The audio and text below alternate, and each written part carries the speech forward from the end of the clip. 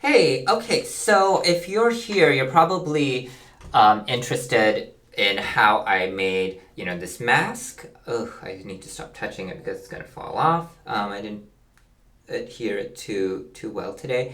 This cuff, my ring, as well as this pendant.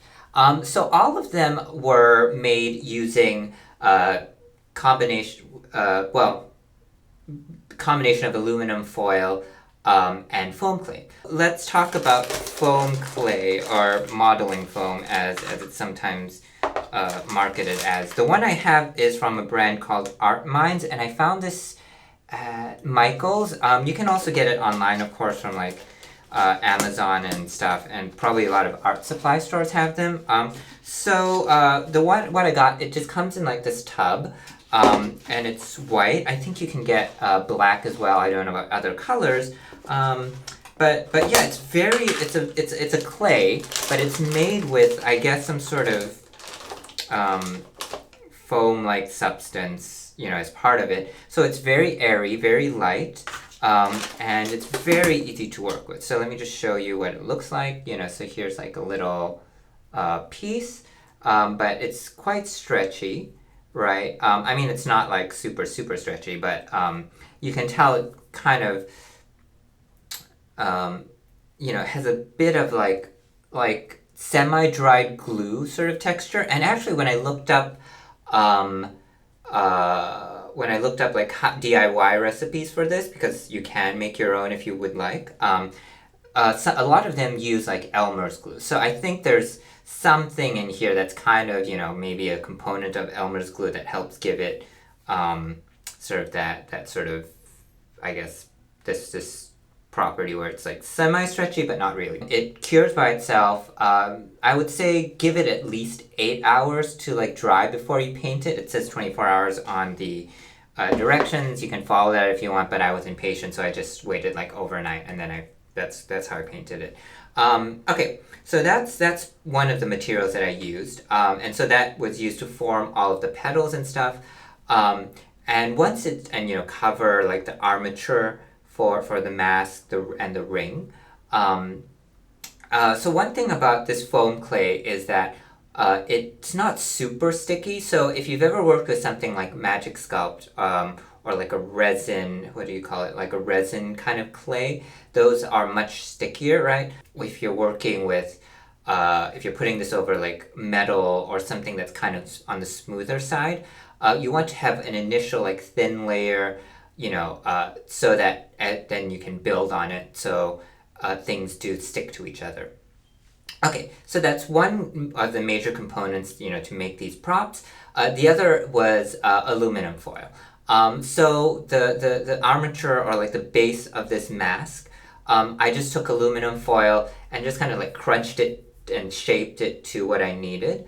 And then same thing for the base of the ring, right? So this is, inside it is just aluminum foil that's been folded and then put into, a ring, and then I covered it with this foam clay, slash modeling foam, whatever you want to call it. And then my cuff, I'm not going to remove it. But you can probably see the wire, so I just took some, I think this is like 20 gauge wire, I want to say, and just bent it into the shape that I needed. And then, I made the petals first with the foam clay and then just attached it. Okay, so that's all pretty simple. Oh, and then the pendant is also, again, I just took like a slab of foam clay, shaped it into a teardrop shape, flattened it out, and then, I made the petals separately and then just attached it with more foam. Like when you're like sticking things on, like the petals onto the mask, you don't need very much foam clay at all, just a little bit. And another tip is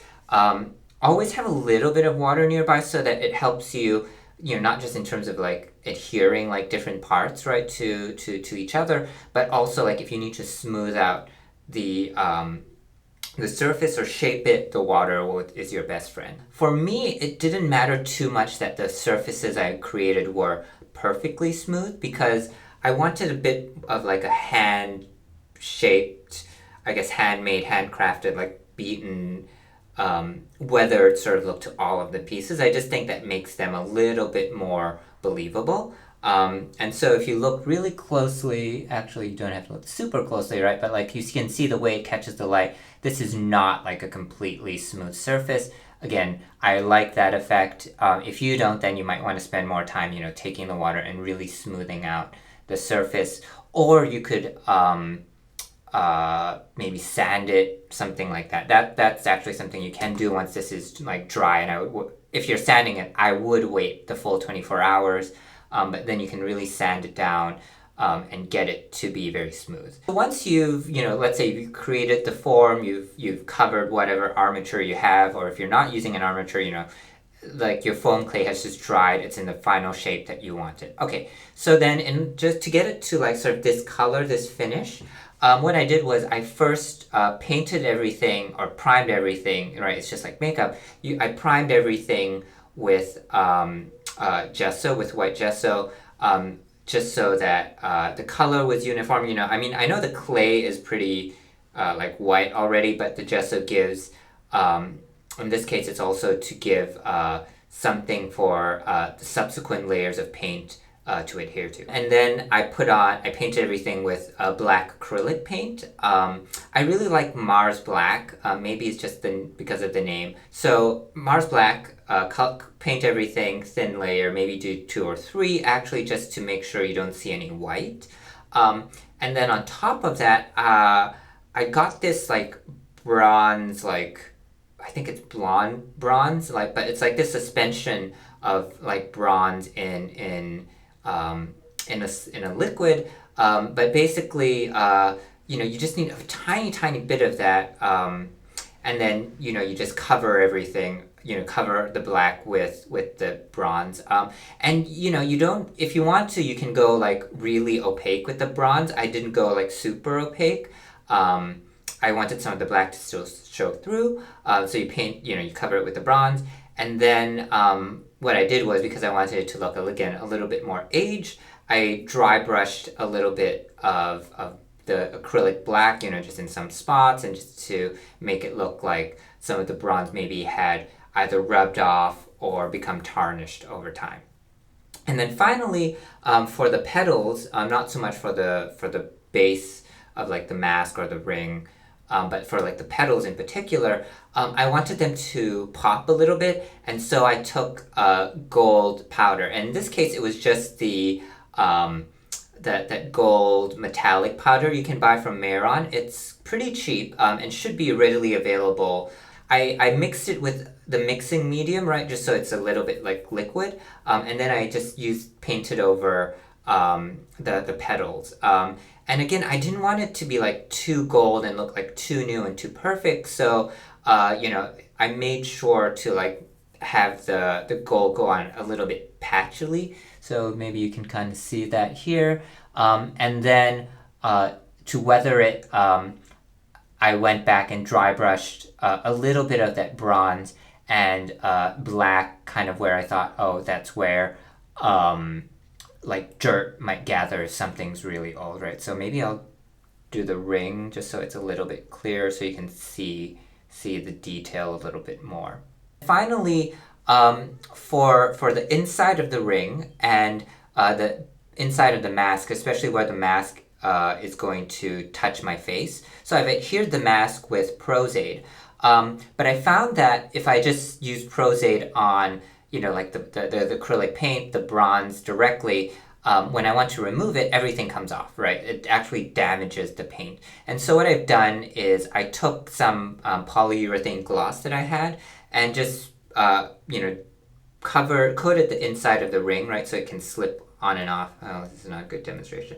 But so it can slip on and off more easily. And then I also coated the back of the mask just where it's going to attach to my face, so that when I put on the Pros-Aid and then when I take it off and I use isopropyl alcohol to clean the mask afterwards, to clean the Pros-Aid off, it doesn't take off any of the paint, and help preserve this. Even though I don't intend to keep it forever, I would like to get at least a few uses out of it. Okay, so I might Next time I make something like this, maybe I'll kind of do much more of a full-blown tutorial, but hope you like this like quick overview of how I created these pieces. Yeah, if you have any questions, just put it in the comments, and because I never get any comments, I will respond to you really quite quickly. All right, until next time, stay safe, like, comment, subscribe, whatever. I'm clearly a master at the social media thing. Take care, and bye!